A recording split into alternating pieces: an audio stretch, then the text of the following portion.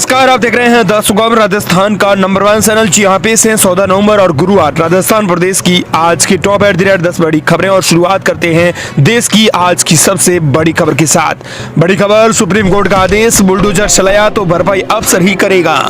दरअसल आपको बता दें कि सुप्रीम कोर्ट ने बुलडोजर एक्शन पर पूरे देश के लिए 15 गाइडलाइन जारी की है। अदालत ने कहा है कि अगर घर गिराने का फैसला ले लिया गया है तो 15 दिन का समय दिया जाए।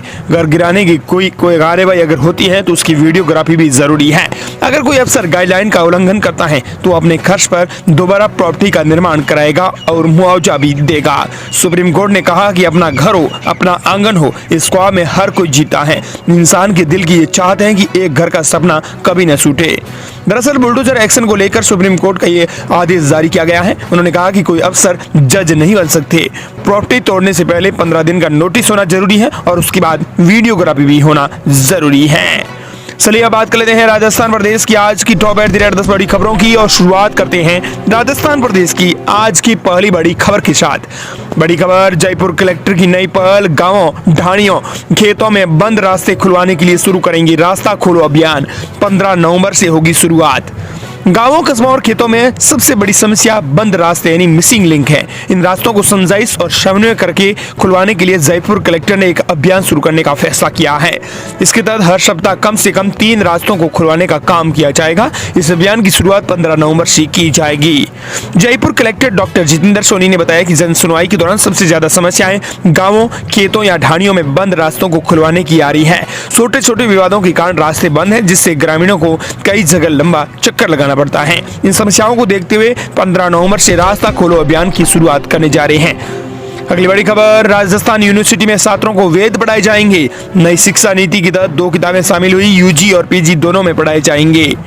राजस्थान यूनिवर्सिटी में राष्ट्रीय शिक्षा नीति 2020 के तहत अब भारतीय ज्ञान और दर्शन को सिलेबस में शामिल किया जा रहा है।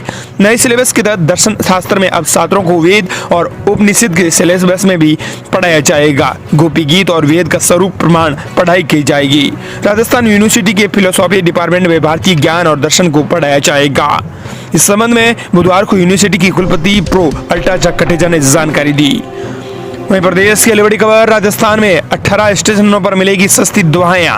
बता दें कि प्रधानमंत्री ने दुर्गापुरा समेत अन्य स्टेशनों पर भारतीय जन औषधि केंद्रों का किया शुभारंभ। रेलवे स्टेशनों पर अब यात्रियों को अब सस्ती दरों पर सस्ते दामों में दवाइयां मिलेंगी। दरअसल पीएम नरेंद्र मोदी ने बुधवार को बिहार से वीडियो कॉन्फ्रेंसिंग के जरिए राजस्थान में जन औषधि केंद्रों का उद्घाटन किया। जोधपुर के भगत की कोठी स्टेशन के बाद अब जयपुर की दुर्गापुरा, फालना और बाड़मेर रेलवे स्टेशनों पर भी ये सुविधा उपलब्ध होंगी। अगली बड़ी खबर, राजस्थान में 17 नवंबर से बढ़ेगी सर्दी। माउंट आबू में रात का तापमान 10 डिग्री सेल्सियस पहुंचा। गंगानगर, हनुमानगढ़ में छाया कोहरा।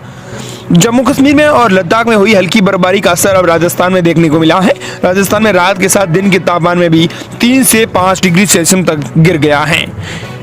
मौसम विशेषज्ञों के मुताबिक उत्तर भारत में वेस्टर्न डिस्टर्बेंस एक्टिव है, जिससे जम्मू कश्मीर, लद्दाख एरिया में बारिश बर्फबारी का दौर अगले कुछ दिन जारी रह सकता है। इस सिस्टम के जाने के बाद राजस्थान में 17 नवंबर से समेत अन्य राज्यों में भी तापमान में और गिरावट तेज होंगी। अगली बड़ी खबर, रामभद्राचार्य बोले जाति के आधार पर आरक्षण बंद करें सरकारें। रामकथा में कहा प्रतिभाओं में आरक्षण नहीं होना चाहिए, महिलाओं का केस कटाना गलत। कथावाचक रामभद्राचार्य ने आरक्षण को लेकर पहली बार सबसे बड़ी बात की है। उन्होंने कहा कि आज छोटी छोटी जातियों में हमारे राजनेता समाज को बांट रहे हैं। सरकारों में अगर दम हो तो जाति के आधार पर आरक्षण बंद किया जाए। आर्थिक आधार पर आरक्षण होना चाहिए, अपने आप जाति प्रथा समाप्त हो जाएगा। कोई सुप्रीम कोर्ट एसटी ओबीसी जा जाता है, नहीं, सब हिंदू एक हैं, सब भारतीय एक हैं। एससी एसटी ओबीसी कुछ नहीं होता है। आर्थिक आधार पर आरक्षण कर दो, तब ये जाति वाला गृह युद्ध अपने आप समाप्त हो जाएगा। उन्होंने कहा कि एससी का बच्चा 4% लेकर कलेक्टर बन रहा है, ये कैसे चलेगा देश। महाराज ने वर्तमान युग से इस प्रसंग की तुलना की और कहा कि आज जाति वाला गृह युद्ध चल रहा है।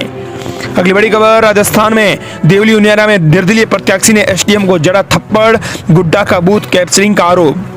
दरअसल राजस्थान में 7 सीटों पर उपचुनाव के लिए वोटिंग खत्म हो गई। दिन भर हुई वोटिंग के दौरान कई विवाद भी सामने आए। देवली उनियारा विधानसभा के समरावता में निर्दलीय प्रत्याशी नरेश मीणा ने एसडीएम को अमित चौधरी को थप्पड़ जड़ दिया।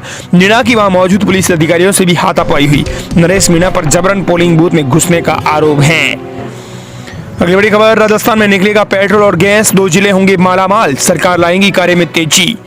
राजस्थान में फिलहाल बाड़मेर, जैसलमेर और बीकानेर जिलों में क्रूड ऑयल और नेचुरल गैस का उत्पादन हो रहा है।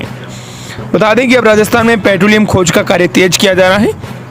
इसके बाद प्रदेश के 5 जिलों बाड़मेर, जैसलमेर, बीकानेर, जोधपुर और जालोर के 21,338 स्क्वायर किलोमीटर क्षेत्र में पेट्रोलियम और नेचुरल गैस के भंडार चिन्हित किए गए थे। अब आपको बता दें कि राजस्थान में जल्दी और रिफाइनरी शुरू होने वाली है, जिससे अधिक क्रूड ऑयल की जरूरत होगी। वहीं प्रदेश की अगली बड़ी खबर, पुष्कर मेले में आया 11 करोड़ का एक घोड़ा। दावा यह है कि देश का सबसे ऊंचा घोड़ा है, ऊंचाई है वो 72 इंच है।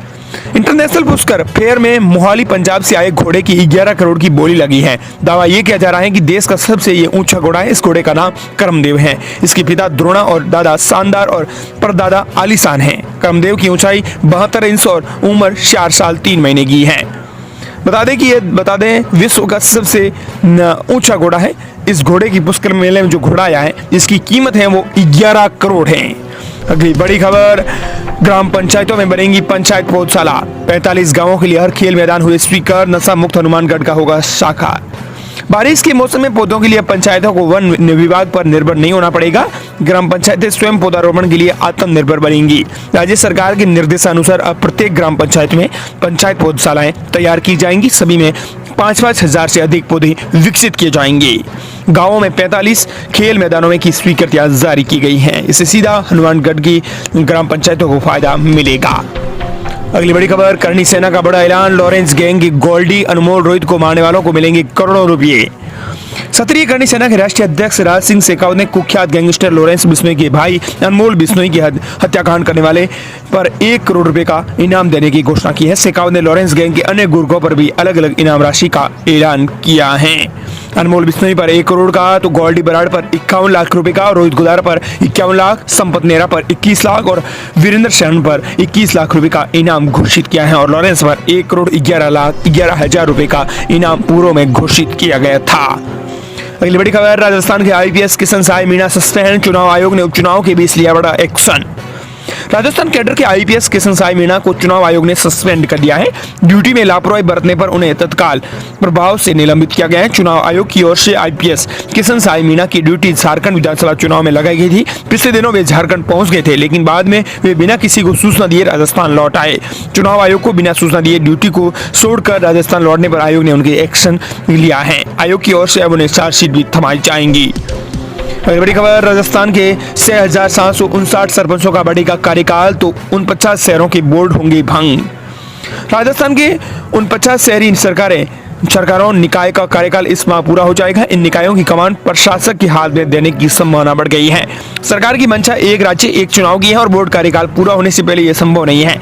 ऐसे में चुनाव की बजाय बोर्ड स्वतः भंग हो जाएगा। हालांकि सरकार कार्यकाल बढ़ाने की संभावना तलाशने का प्रयास कर रही है, लेकिन भारतीय संविधान और राजस्थान नगरपालिका एक्ट में कार्यकाल बढ़ाने का कोई प्रावधान नहीं है। ऐसे में आपको बता दें कि साल 2025 तक सरपंचों का कार्यकाल बढ़ाया जा सकता है। इसे लेकर सरकार में मंथन चल रहा है। इस प्रकार ये थी राजस्थान प्रदेश की आज की बड़ी खबरें।